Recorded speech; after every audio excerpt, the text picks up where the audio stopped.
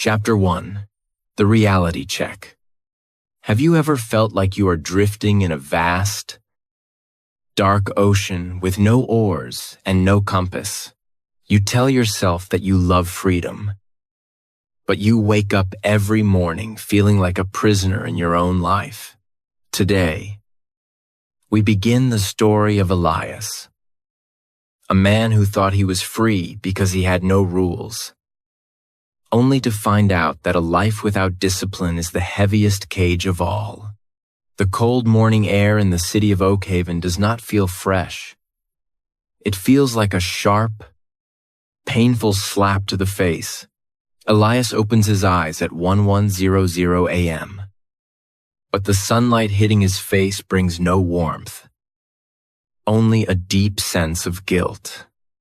He lies in bed for 30 minutes, staring at the ceiling, paralyzed by the weight of his own existence. His small apartment is a graveyard of maybe tomorrow. There are empty coffee cups scattered on the floor like broken dreams. There are dusty brushes that haven't touched paint in months, and piles of red bills on the kitchen table. Each bill is a loud, ringing scream of his failure. 5 years ago, Elias was called a genius painter with a golden future. Today, he is just a man who sleeps too much because he is afraid to be awake. He finally stands up, his muscles feeling heavy and weak, as if he is carrying the weight of the entire world on his shoulders. He looks at a large canvas in the corner, covered by a thick gray sheet. Under that sheet is his dream, a masterpiece he started 2 years ago but never finished.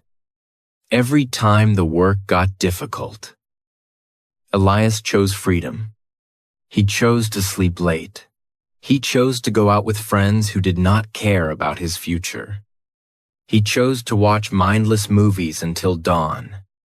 He chose to wait for inspiration instead of doing the hard, boring work.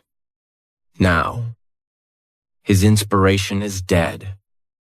His money is gone, and his pride is nothing but a broken mirror. He walks to the sink and splashes freezing water on his face, hoping to wake up his soul. He looks into the mirror and does not recognize the man looking back. The eyes are tired and hollow. The spirit is empty. He realizes a terrifying truth. The freedom to do nothing has stolen his power to be someone. He thought he was avoiding the stress of hard work, but he discovers that the stress of being a nobody is 1,000 times worse. He is not a free spirit.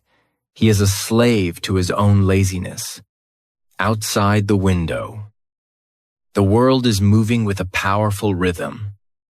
People are walking with purpose, their steps hitting the pavement with discipline. The city is humming with the energy of those who strive, those who sweat, and those who win. But inside this room, time is standing still, rotting like old fruit in the dark. Elias picks up a red bill, a final notice for his rent. If he does not pay by the end of the month, the freedom of the cold streets will be his only reality. The pain in his chest is not a medical problem. It is his soul finally screaming for air. He had all the talent in the world, but talent without discipline is like a fast car with no fuel. It looks beautiful, but it goes nowhere. Is this it? He whispers to the empty, silent room. Is this how my story ends? But chose to be comfortable. The silence of the apartment is his only answer. It is a heavy, suffocating silence that says, 1 hour at a time. He reaches out and touches the dusty canvas. His fingers leave long tracks in the gray dirt. He feels a sudden spark of anger, not at the world, not at his luck, but at himself. This is the reality check. This is the bottom of the pit. He understands now that the cost of freedom without discipline is the total destruction of his future. He is standing at the edge of a cliff. He can jump into the darkness of failure. Or he can start the long, painful climb toward the light. Before we continue this journey of transformation, make sure to subscribe to Audiobook English Stories. Join our community of warriors who practice English while building a mindset of steel. Don't let your potential die in silence. Act now. Chapter 2. The Root of Struggle. To understand why Elias is sitting in a dark room with empty pockets, we must look back at the ghost of his past. You see, failure does not happen in a single day. It is a slow poison that you drink every time you choose comfort over courage. 5 years ago, Elias was not a failure. He was the star of the Oak Haven Art Academy. His teachers looked at his sketches and saw greatness. They saw a man who could change the world with a brush. But Elias had a secret enemy living inside his mind, the gifted trap. Because things came easy to him, he never learned the art of the grind. He believed that talent was a magic wand that would always work. But talent is only a seed. Discipline is the water that makes it grow. Whenever a painting became difficult, whenever he reached a part of the canvas that required deep focus and hours of repetitive correction, Elias would stop. He would set down his brush and say, "I am not in the mood today. I will wait for my muse. I will wait for inspiration." He called it artistic freedom. He told his friends that he couldn't force his soul to work. But if he was honest, it wasn't about the soul. It was about fear. He was terrified that if he actually tried his hardest and still failed, it would mean he wasn't a genius after all. So, he chose to remain the talented guy who didn't try rather than the man who worked hard and realized his limits. Elias remembers the day his mentor, an old man with hands stained by 60 years of oil paint, stood behind him. Elias was staring at a half-finished portrait, waiting for a feeling to come. The mentor didn't offer a hug or a kind word. He looked at the empty spaces on the canvas and said, "Elias, inspiration is for amateurs. The rest of us just show up and get to work." Elias laughed then. He thought the old man was bitter and boring. He thought discipline was for people without talent. But as the months turned into years, the wait for inspiration became a habit of running away. He ran from the difficult sketches. He ran from the early mornings. He ran from the critics who told him he was wasting his life. He surrounded himself with people who also waited for things to happen. They spent their nights talking about great ideas while drinking cheap wine. But they never picked up a tool. Slowly, the gap between his potential and his reality became a canyon. His mind became a library of unfinished books and empty frames. Every time he saw a successful artist, he would tell himself, "They just got lucky," or "They aren't as talented as me." This is the root of the struggle. This is the lie that many of us tell ourselves to feel better about our lack of effort. We blame the world. We blame the economy. We blame our luck. But we never blame the fact that we stayed in bed when we should have been at the desk. Elias lost his faith in himself because he stopped keeping promises to himself. Every tomorrow that became a never was a brick in the wall of his prison. Now, that wall is so high that he can no longer see the sun. He is realizing that his freedom was actually a slow suicide of his dreams. If you are listening to this on Audiobook English Stories, ask yourself, are you waiting for a feeling? Or are you building a future? Join us and subscribe to Master the Language of Success and the Mindset of a Winner. The debt of his laziness is finally coming due, but the universe has one more lesson for Elias. And it is going to hurt more than 1,000 red bills. Chapter 3. The Breaking Point. There is a limit to how much a person can ignore reality. For Elias, that limit arrives on a Tuesday evening, under a sky that is as gray and heavy as his heart. He returns to his apartment to find his few belongings, his clothes, his books, and his unfinished canvases sitting on the wet sidewalk. The door is locked. A white paper is taped to the wood. Evicted. The rain begins to fall. Slowly at first, and then with a violent force. Elias stands there, his shoes soaking in the cold water, feeling a type of humiliation that burns hotter than fire. He has no money, no home, and nowhere to go. For years, he laughed at the system and said he was a free artist.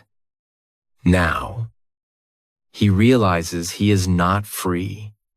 He is just a man who has lost everything because he refused to work for anything.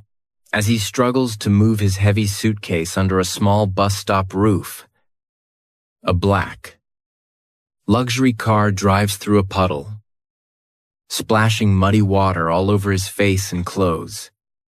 The car stops at a red light. Inside, Elias sees a man named Marcus. They went to the same art school. Marcus was never the genius. He was the student who stayed late. The one who drew 1,000 hands until they were perfect. The one Elias used to call boring. Now, Marcus is wearing a clean suit, talking on a phone, looking at a world that respects him. He doesn't even see Elias standing in the rain like a ghost. The contrast is a knife in Elias's chest. It is not just unfair. It is a mirror. The world does not reward talent that stays in bed. It rewards the discipline that shows up when it's cold, when it's hard, and when nobody is watching. Elias feels a hot, boiling anger rising in his throat. He wants to scream at the car, at the rain, and at the unfairness of life. But the voice in his head, the one he has tried to silence for years, finally speaks the truth. You chose the sleep. You chose the delay.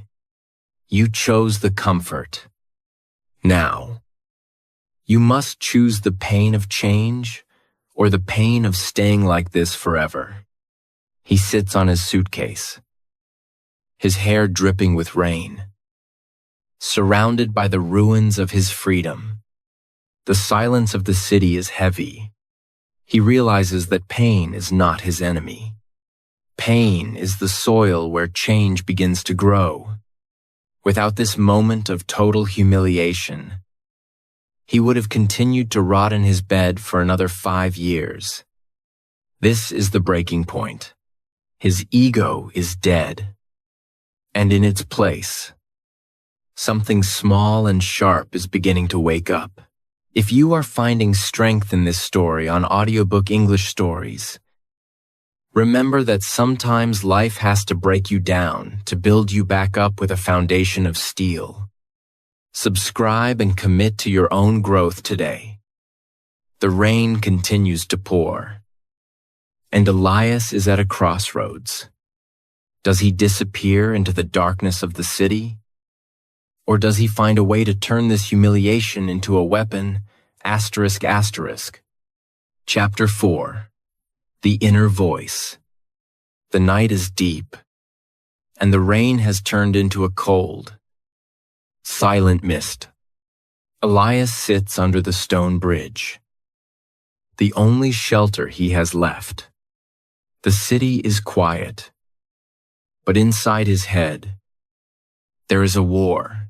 One voice, the old voice, is whispering excuses. It's too late. You are already broken. Just accept it and find a simple job. Forget the art. Forget the greatness. But for the first time in years, a new voice is rising. It is a small voice, but it is steady and sharp like a needle. It asks one simple question. If not now? Then when Elias looks at his hands, they are shaking from the cold. But he clenches them into tight fists. He feels the rough skin and the strength that he has ignored for so long. He thinks about Marcus in the luxury car. He thinks about the red bills. He thinks about the 5 years he murdered with his own laziness. He realizes that the most painful thing in the world is not being homeless. The most painful thing is the gap between who he is and who he was meant to be. He is tired of being a shadow. He is tired of being a maybe. I will not stay here, he whispers. His voice is low, but it carries the weight of a mountain. I will not stay here. I will not die a nobody. This is the mindset shift that changes everything. He understands that discipline is not a punishment. Discipline is the only bridge that can carry him from this dark mud to the life he desires. He stands up, ignored by the few cars passing by. He looks at his reflection in a dark puddle. He doesn't see a victim anymore. He sees a student who is ready to learn the hardest lesson of all, the luxury of discipline. He makes a silent vow to the universe. He will not ask for an easy life. He will ask for the strength to endure a difficult one. He takes a deep breath of the cold air, feeling it fill his lungs like liquid fire. The old Elias is dead, washed away by the rain. The new man is hungry, and he is ready to work. Before the sun even begins to rise, he reaches into his bag. He finds his expensive silver lighter, the one he used for years to light cigarettes while he wasted time talking about art. He looks at it for a moment. Then he throws it far into the dark river. It is his first sacrifice. It is the end of his old habits. He doesn't need fire to stay warm. He has a fire burning in his soul now. You are listening to Audiobook English Stories. Are you ready to throw away your excuses? Are you ready to stop waiting and start building? Subscribe now and let this be the day you choose discipline over comfort. Elias has made his choice. But choosing to change is easy. The hard part begins tomorrow at 4:00 a.m. Will he have the strength to leave his only comfort and walk into the unknown? Asterisk. Chapter 5. The Hard Departure. The morning light is cold and unforgiving as Elias walks away from the bridge. To most people, he looks like a man who has lost everything. But in his mind, he has finally found the most important thing, a direction. He understands that he cannot build a new version of himself while living in his old environment. You cannot heal in the same place that made you sick. His first act of discipline is a hard departure from his social circle. He takes his old phone, the one filled with messages from people who only want to waste time, and he deletes every social media app. He removes the phone numbers of friends who never encouraged his growth. It is a silent, digital execution of his old life. He feels a sharp sting of loneliness. But he knows that solitude is the price of greatness. He finds a job working at a construction site near the seawall during the day to earn enough for a tiny, cramped attic room. This room is not comfortable. It is small, hot, and smells of old wood. But to Elias, it is a laboratory for his new soul. He places a single wooden table under a small window and tapes a piece of paper to the wall. On it, he writes his new law in bold. Black ink, 4:00 a.m. Wake up. 5:00 a.m. to 8:00 a.m. Paint. 8:30 a.m. Work. 6:00 p.m. to 1:00 p.m. Paint. No excuse. Every part of his body wants to run back to his old, easy life. His mind whispers, "You are tired. Just one more hour of sleep.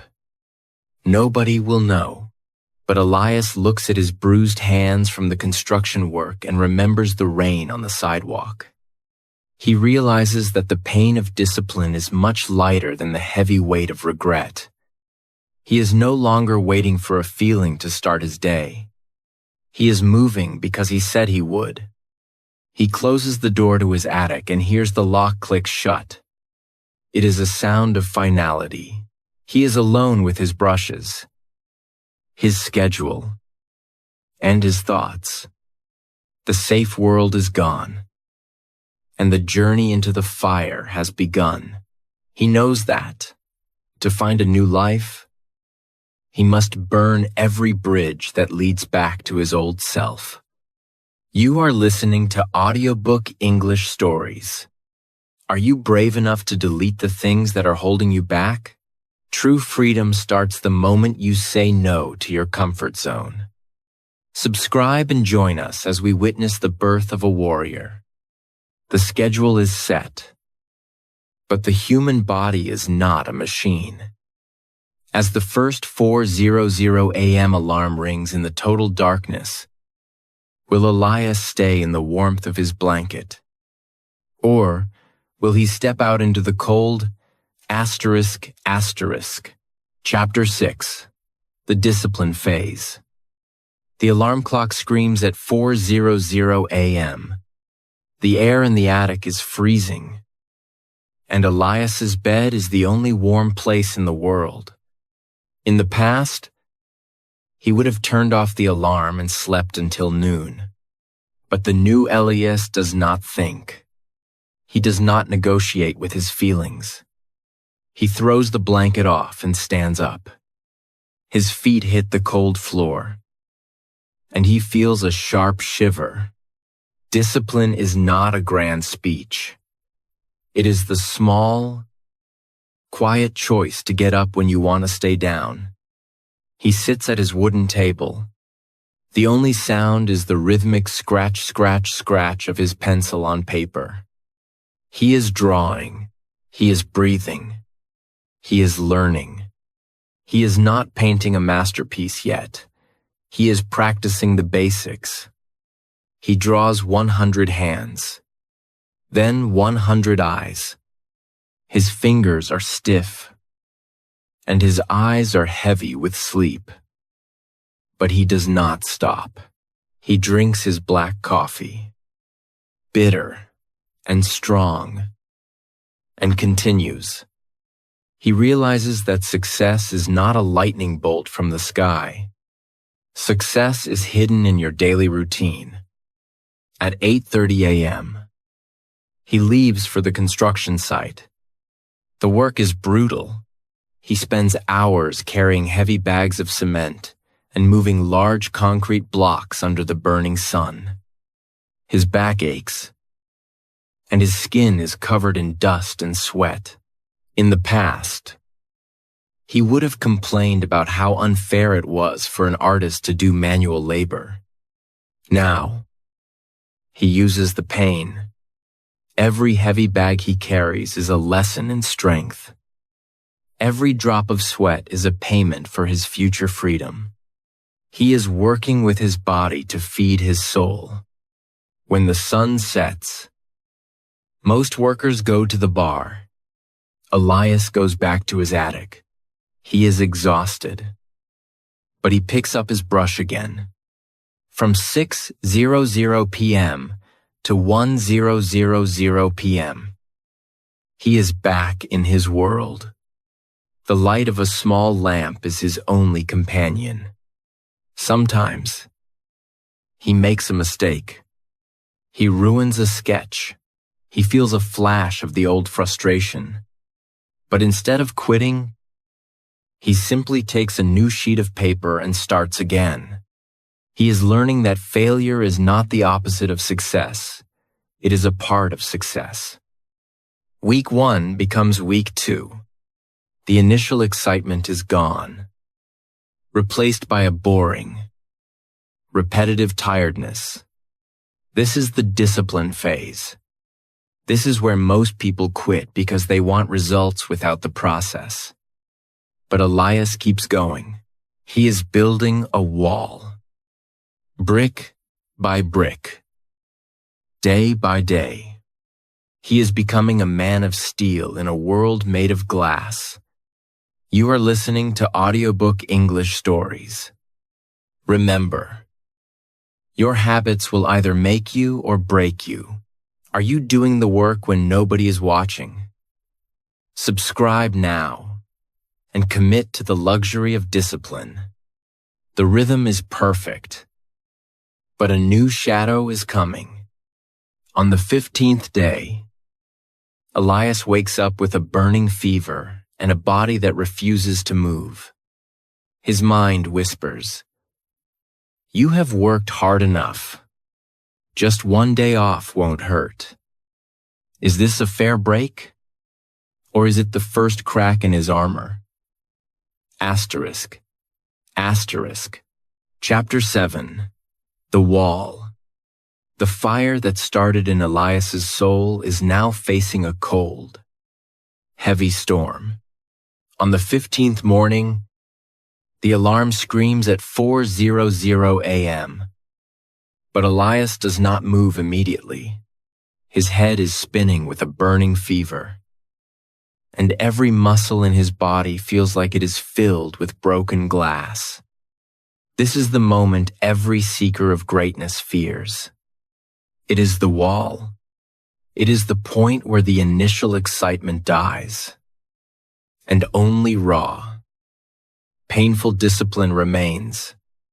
His mind, which used to be his best friend, is now his worst enemy. It whispers with a sweet, dangerous voice, "You have done enough, Elias. You have worked for 2 weeks without a break. You are sick. Just one day of sleep will not hurt your progress. You are human, not a machine." Elias stares at the dark ceiling. The temptation to close his eyes and return to the warmth is almost impossible to resist. But the pressure does not only come from inside.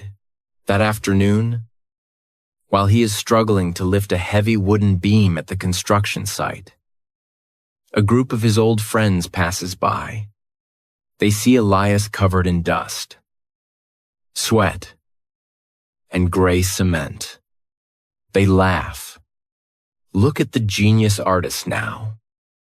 One of them yells, "You traded your brush for a shovel.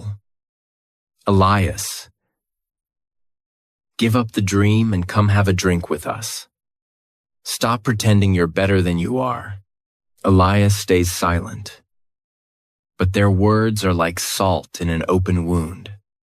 He goes back to his attic that night, exhausted and feeling the weight of 1,000 failures.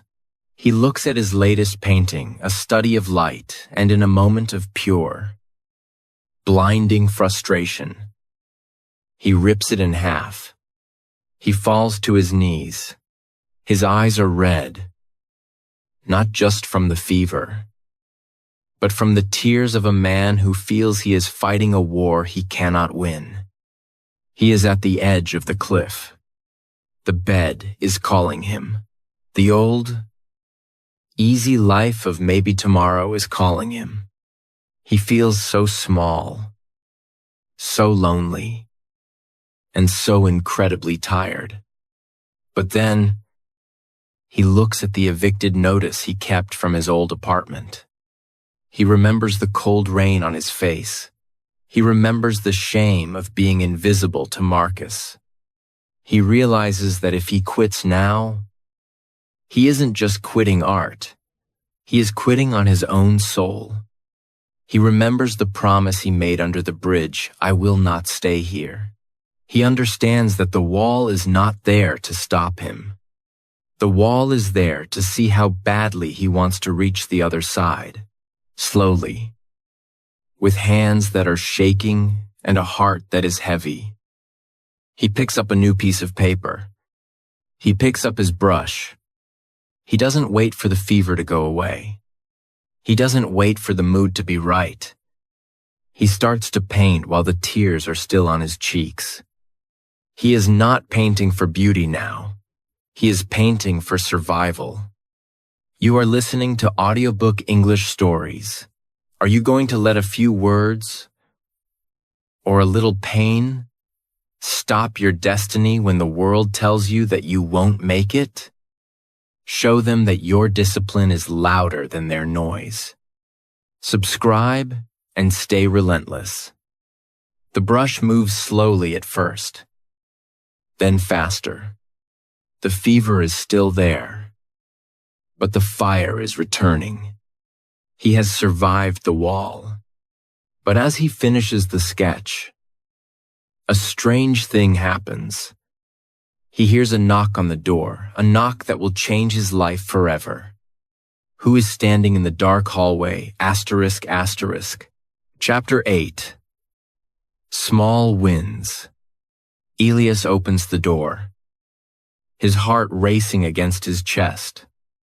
Standing in the dimly lit hallway is an elderly woman named Mrs. Gable. She was one of the few people who had bought a small sketch from him years ago. Back when he was still the talented student, she looks at Elias covered in dust, with tired eyes and messy hair, but she does not look at him with pity. She looks at the sketches pinned to his attic walls. "I have been looking for you, Elias," she says softly. "I remembered the way you painted light, and I wanted a piece for my new home.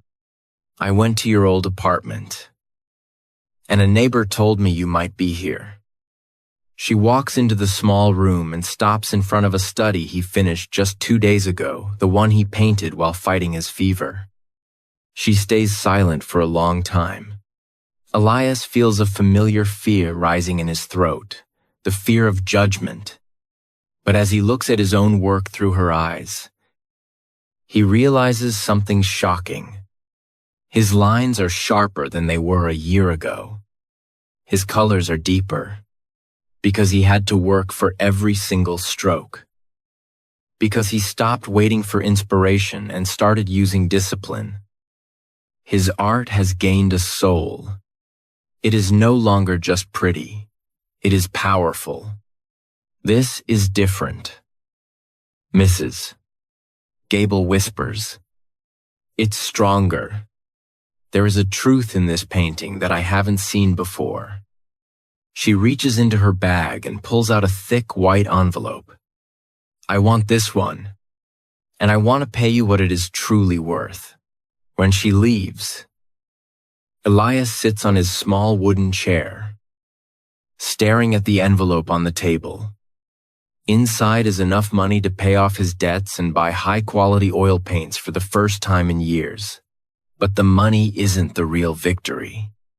The real victory is the feeling in his chest. For the first time, he doesn't feel like a lucky amateur. He feels like a professional. He realizes that small wins build the giant, called confidence. He walks to the cracked mirror and looks at himself. He is still thin, and his hands are still calloused from the construction site. But his eyes have changed. They are no longer the eyes of a drifter. They are the eyes of a creator. He is stronger than yesterday. He is more capable than he was an hour ago. He understands now that discipline is not a prison. It is the tool that prepares you for the opportunities that the world sends your way. He spends the rest of the night cleaning his brushes with a gentle, loving care. He doesn't go out to celebrate. He doesn't call his old friends to brag. Instead, he sets his alarm for 4:00 a.m. He has a new sense of hope, a new fire, and a new belief that his dream is not just a dream, it is a destination.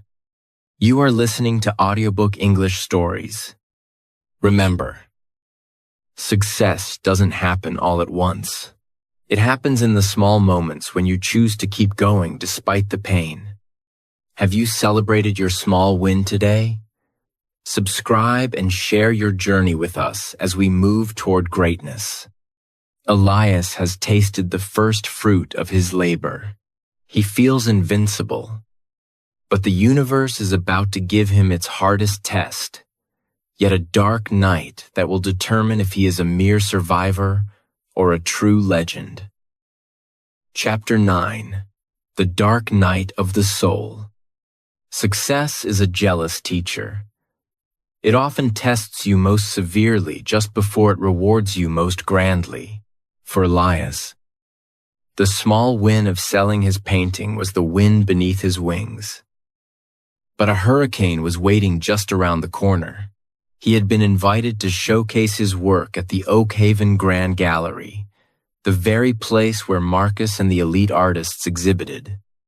He had 3 weeks to finish his masterpiece. He was working with a level of discipline that was almost superhuman.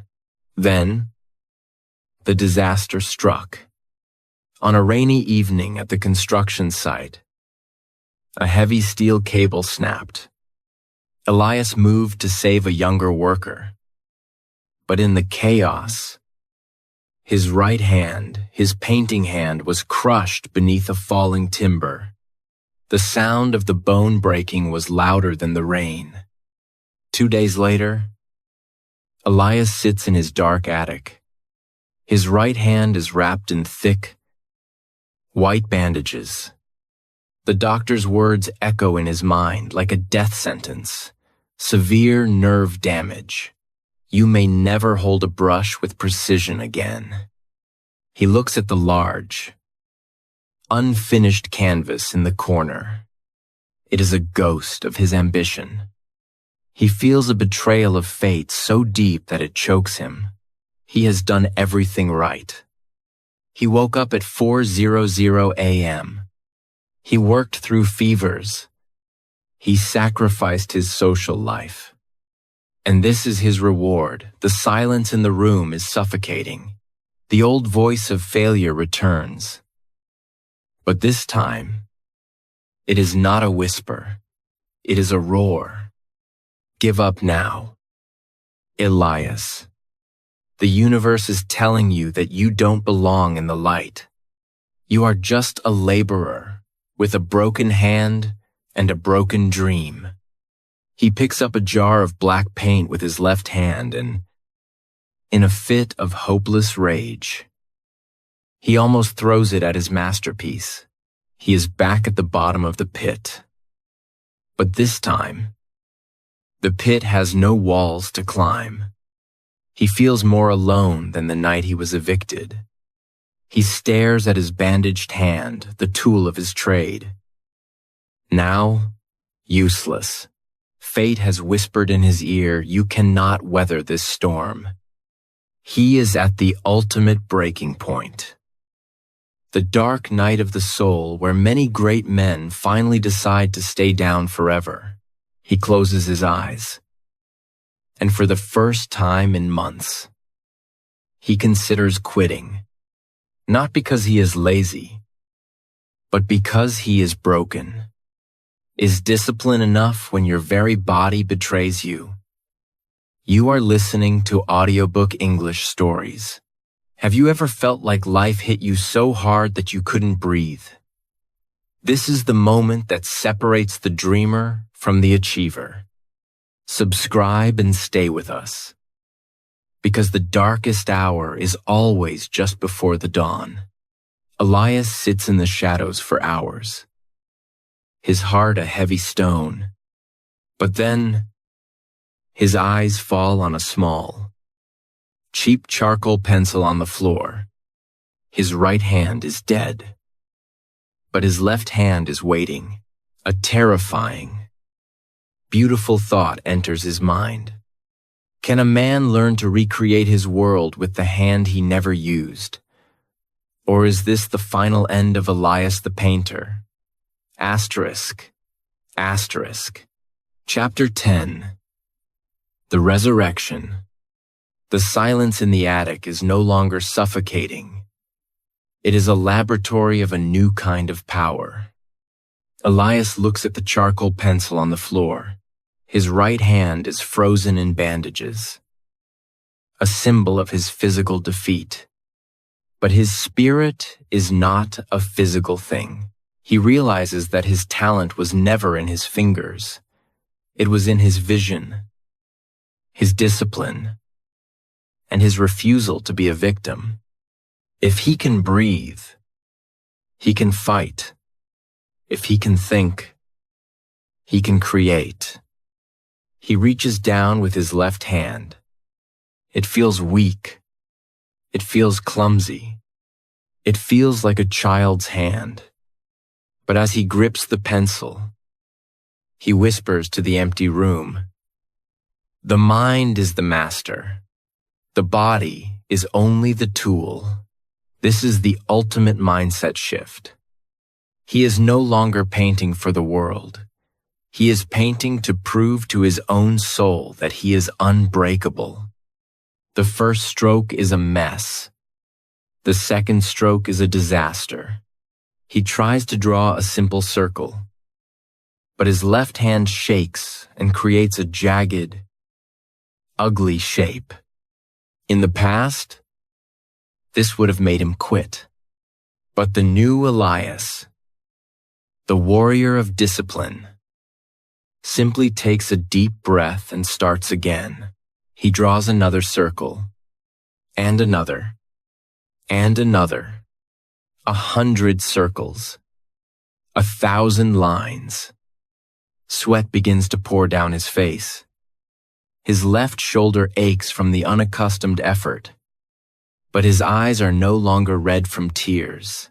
They are burning with a cold, blue fire. He is working with a ferocity he never knew he possessed. No excuse, no retreat, only forward. He is learning that when you lose everything, you find what is truly inside you. Hours pass. The sun begins to rise. And for the first time, Elias sees a line on the paper that looks like a masterpiece. It is raw. It is imperfect. But it has a power that his right hand could never produce. It is the art of a man who has been through hell and decided to build a kingdom there. He is not just a painter anymore. He is a phoenix rising from the ashes of his own tragedy. He realizes that discipline is the luxury of the strong, and he is the strongest he has ever been. You are listening to Audiobook English Stories. Are you letting a setback define you? Or are you using it to refine you? Subscribe now and find the strength to start again. Even when your world is broken, Your resurrection begins with one small step today. The charcoal is nearly gone, and his left hand is covered in black dust. He looks at the calendar. He has only 14 days left before the Grand Gallery exhibition. Can a man learn to master his weak side in 2 weeks? And the world is waiting. Chapter 11. The Grand Victory. The night of the Oakhaven Grand Gallery exhibition arrives like a dream painted in gold and shadow. The hall is filled with the scent of expensive perfume, the clinking of champagne glasses, and the soft murmur of the city's elite. Marcus is there, standing near his own clean, perfect paintings, looking like a man who has never known a day of struggle. In the center of the room, covered by a black velvet cloth, sits the mystery of the evening, the work of Elias. Elias stands in the shadows of the hallway. He is wearing a simple, dark suit, and his right hand is still tucked inside his jacket, a hidden reminder of his battle. He is not nervous. When you have faced the dark night of the soul and survived, the judgment of a crowd feels small. He feels a deep, quiet peace. He knows that he has already won the most important war, the war against his own laziness and despair. The gallery director steps forward and pulls the cloth away. A collective gasp ripples through the room. The painting is not like anything Elias has ever created before. It is a massive canvas showing a man climbing a mountain made of broken glass. The lines are raw, energetic, and filled with a visible, vibrating power. You can see the struggle in every stroke. You can feel the sweat and the blood of the artist. It is not perfect art. It is living art. For a moment, there is a heavy, sacred silence. Then, a single person begins to clap, then another. Soon, the room explodes into a roar of applause that shakes the very walls. Marcus stands frozen, his eyes wide with a mixture of shock and respect. He realizes that while he was practicing his technique, Elias was practicing his soul. Elias steps into the light. He does not look for the cameras or the critics. He looks at the painting, the masterpiece he created with his weak left hand. He realizes that his injury was not a curse. It was a gift. It forced him to find a deeper level of discipline that he never knew existed. He understands now that discipline is the luxury that buys you freedom. It bought him the freedom from his past, the freedom from his fear, and the freedom to be the man he was born to be. The applause continues. But in Elias's mind, it is quiet. He has reached the summit.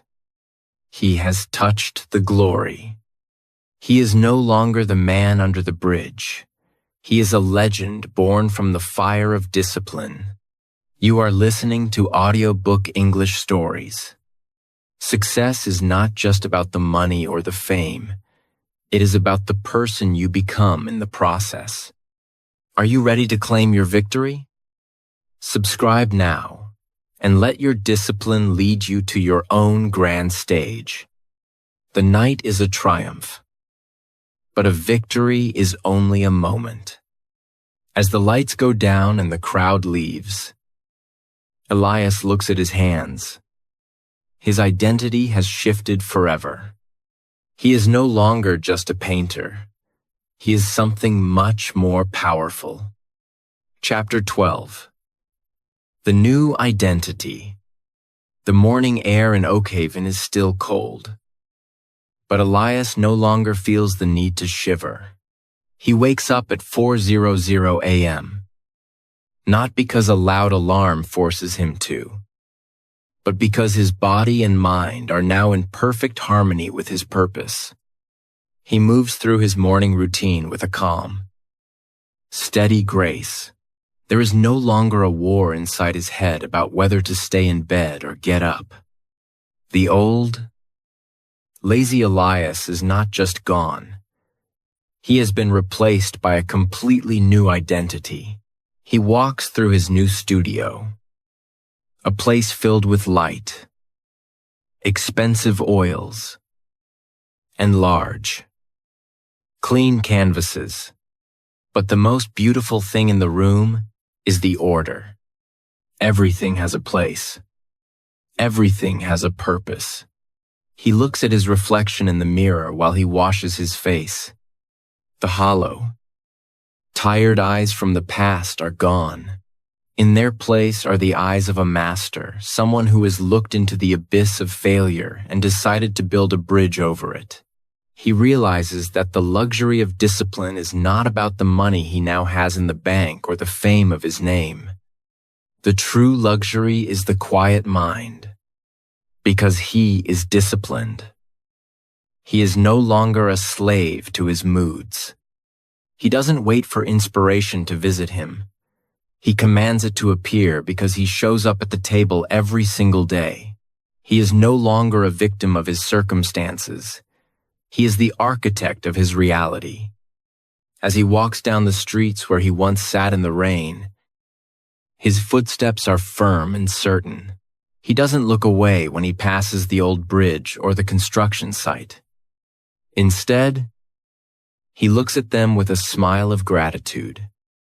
He understands now that those hardships were his greatest teachers. He doesn't fear future problems because he knows he has the tools to solve them. He has learned that you don't just do discipline. You are discipline. It is part of his skin, his breath, and his soul.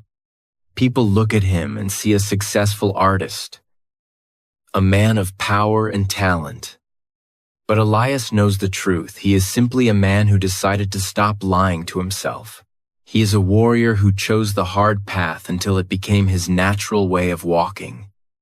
He has traded the fake freedom of doing whatever he wants for the real freedom of having the power to do what is right. He is a new man, with a new name and a new destiny. You are listening to Audiobook English Stories. True change doesn't happen when you change your clothes or your job. It happens when you change your identity. Are you ready to stop trying and start being? Subscribe and let every story reinforce the new person you are becoming. Elias has reached the peak of his own mountain, but as he looks down at the city, he sees thousands of people still trapped in the dark ocean of maybe tomorrow.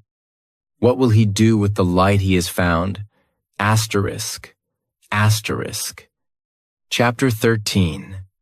The Legacy and Wisdom. Years have passed since that historic night at the Grand Gallery. Elias is no longer just a name on a painting. He has become a symbol of hope in the city of Oakhaven.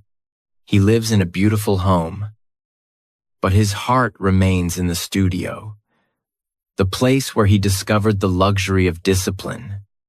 However, Elias knows that a victory you keep only for yourself is a small victory. A true legacy is built when you light the way for others. In the center of the city, Elias opened the Academy of the Disciplined Mind. It is not just an art school. It is a place where people come to learn how to master their lives. Every evening, when the sun begins to set, Elias sits with a group of young students. Some of them remind him of his old self, talented but lazy, or broken and hopeless. He doesn't show them his awards or his bank account. Instead, he shows them the scars on his right hand. He tells them about the rain under the bridge. He tells them about the red bills on the table and the cold fear of being a nobody. He teaches them that wisdom is not something you read in a book. True freedom, he tells them, his voice warm and steady like a mentor, is not the ability to do whatever you want. That is just chaos. True freedom is having the power to do what is right, even when you are tired, even when you are afraid, and even when the world is against you. The students listen in a silence so deep you can hear the flickering of the candles. They see a man who is at peace because he paid the price for his soul. Elias looks at them with deep gratitude. He is grateful for the failure, grateful for the injury, and even grateful for the hunger. Those moments were the fire that burned away his weakness and left only the steel.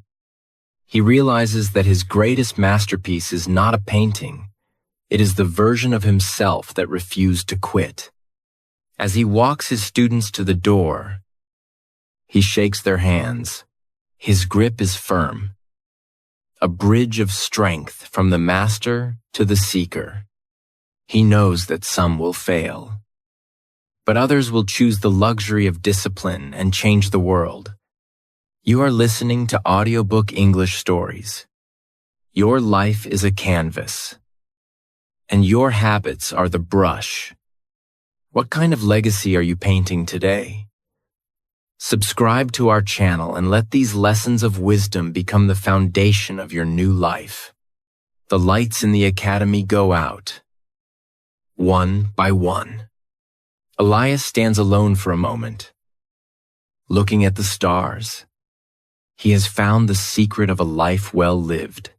But there is one final message he has for you, a message that will turn this story into your reality. Chapter 14. The Call to Action. We have traveled a long way together. From the dark, messy attic of a broken man to the bright, purposeful halls of a master. The story of Elias is not just a story about a painter. It is a mirror reflecting your own life, your own struggles, and your own hidden potential. You have seen the truth. The freedom of doing nothing is a trap that leads to a cage of regret. But the luxury of discipline is the only key that opens the door to a legendary life. Let us look back at the stones that built Elias's bridge to greatness. First, there was the reality check. He had to stop lying to himself and admit that he was losing. Then came the breaking point. The moment when the pain of staying the same became greater than the fear of change. He embraced discipline, not as a punishment, but as a daily ritual of self-love. And even when fate broke his hand in the dark night of the soul, his mindset was so strong that he taught himself to paint with his heart instead of just his fingers. Now, the brush is in your hand, the clock is ticking, and the canvas of your life is waiting. What will you paint today? Will you choose the easy sleep? Or will you choose the hard climb?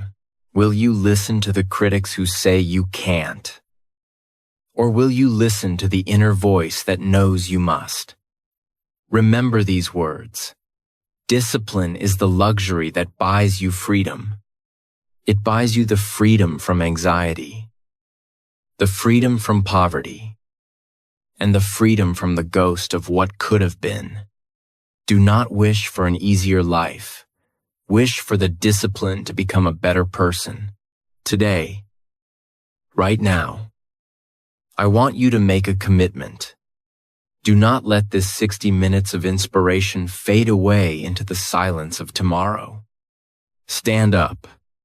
Breathe deeply. Feel the power in your own hands. You are a creator. You are a warrior. You are the master of your own destiny. If this story has touched your soul, join our mission at Audiobook English Stories. Subscribe now and leave a comment below with the words, "I am disciplined." Tell the world that your journey starts today. Share this with one person who needs to wake up. Together, we are building a community of winners who master the English language and the mindset of steel. The sun is rising on a new day. The old you is gone. The new you is ready. Go out there and show the world what the luxury of discipline looks like.